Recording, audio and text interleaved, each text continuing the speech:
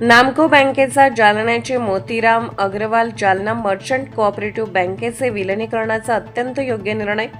नामको बँकेच्या वार्षिक सर्वसाधारण सभेत जालना येथील Motiram Agarwal Jalna merchant cooperative bank यांच्या विलिनीकरणासंदर्भात अत्यंत योग्य, महत्त्वाचा आणि धोरणात्मक निर्णय।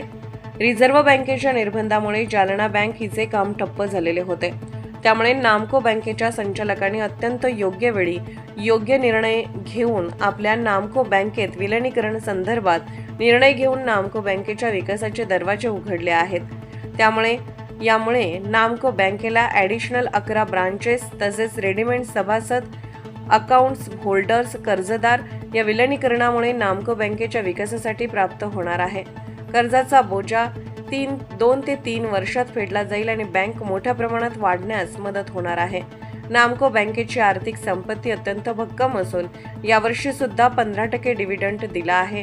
बँकेची संपूर्ण संचालक मंडळ अत्यंत मेहनत करून बँकेचा विकास करण्यासाठी प्रयत्नशील आहेत, त्यामुळे सर्व सभासदांनी या चांगल्या निर्णयास मोठ्या प्रमाणात पाठिंबा दिला आहे। त्यामुळेच अध्यक्ष श्री हेमंत धात्रक आणि सर्व संचालक मंडळाचे खूप खूप अभिनंदन आणि सर्व सभासदांनी सहकार्य केल्याबद्दल त्यांचे सुद्धा मनापासून खूप खूप अभिनंदन। सहकारी बँकेचे अभ्यासक, कंझ्युमर एक्झिक्युटिव्ह जागरूक सभासद doctor advocate Shridhar Vyavahare, PhD LLB MSW.BSc 9422 25 90 95। Financial अर्थतज्ञ आहे, त्यांचा अतिशय अभ्यास आहे। त्याच्यामध्ये त्यांना सुद्धा अहवाल वाचायला आम्ही दिला होता। त्यांनी मला काल रात्री मेसेज करून कळवलेले का हेमंत, तुम्ही हा जो निर्णय घेता हा नामको बँकेच्या हिताचा आहे। नामको बँकेची संख्या आहे का 11 शाखा आपल्याला जोडल्या जाणार आहे आणि 10 आपण नवीन करतोय। सर्वांना खाली बस, सांगतो मी, सांगतो बस। नमस्कार। बस ना, खाली वाचून दाखव।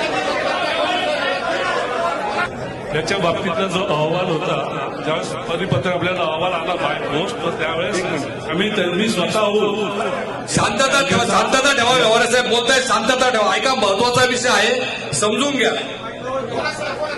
मला ह्या बाबतीत मला उत्सुकता होती, म्हणून मी स्वतः बँकेशी संपर्क साधून त्यांच्याकडनं अहवाल मी मागवून घेतला।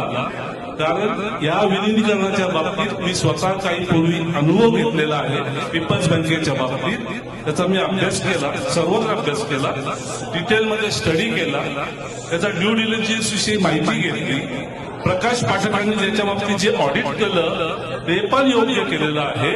हे सगळं बघता आणि आर्थिक परिस्थिती आणि त्याचा असलेला NPA हे सगळं बघता असं दिसतंय नामको बँकेची जी आर्थिक संपत्ती जी काय आहे, भाग भांडवल आणि सध्याची आर्थिक भक्कम परिस्थिती ही बघता जालना बँकेचं जे काही नुकसान आहे ते सहन करण्याची शक्ती ही नामको बँकेत आहे, हे तुम्ही लक्षात ठेवा।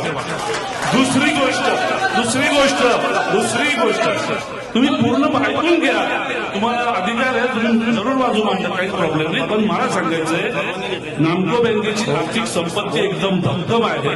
आपण तो जो हलकासा भार जो आहे तो भरून काढण्यासाठी थोडासा कालावधी आपल्या बँकेला लागेल, पण बँकेची ओव्हरऑल परिस्थिती बघता आपण ती सहज येणाऱ्या 2, 3, 4, 5 वर्षाच्या आत ती भरून काढू अशी मला शाश्वती गॅरंटी वाटते।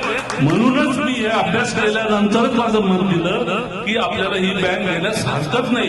एक लक्षात ठेवा, ह्या बँकेमुळे आपल्या ज्या सध्या 80 ब्रांचेस आहेत त्याच्यामध्ये अजून 11 नवीन शाखा आपल्याला जोडल्या जाणार आहेत। त्यांचा असणारा बिझनेस, त्यांचे असलेले सभासद हे सर्वच्या सर्व आपल्याला, याच्या व्यतिरिक्त जे कर्जदार आहेत ते सुद्धा आपल्या बँकेशी जोडले जातात। याचा अर्थ आपल्या बँकेचं विस्तारीकरण होते, डेव्हलप होते, प्रोग्रेस होते। आणि जर प्रोग्रेस बँकेचा होणार असेल तर आपण सर्वांनी सहमतीने संचालक मंडळाला पाठिंबा द्यावा अशी मी सर्वांना विनंती करेन। त्यामुळे तुम्ही अजिबात काळजी करू नका, तुम्ही अजिबात काळजी करू नका। विजू भाऊ 1 मिनिट, सर्वांना विनंती आहे का हा ठराव 1 मताने मंजूर करावा। सर्वांना विनंती आहे, सर्व सभासदांना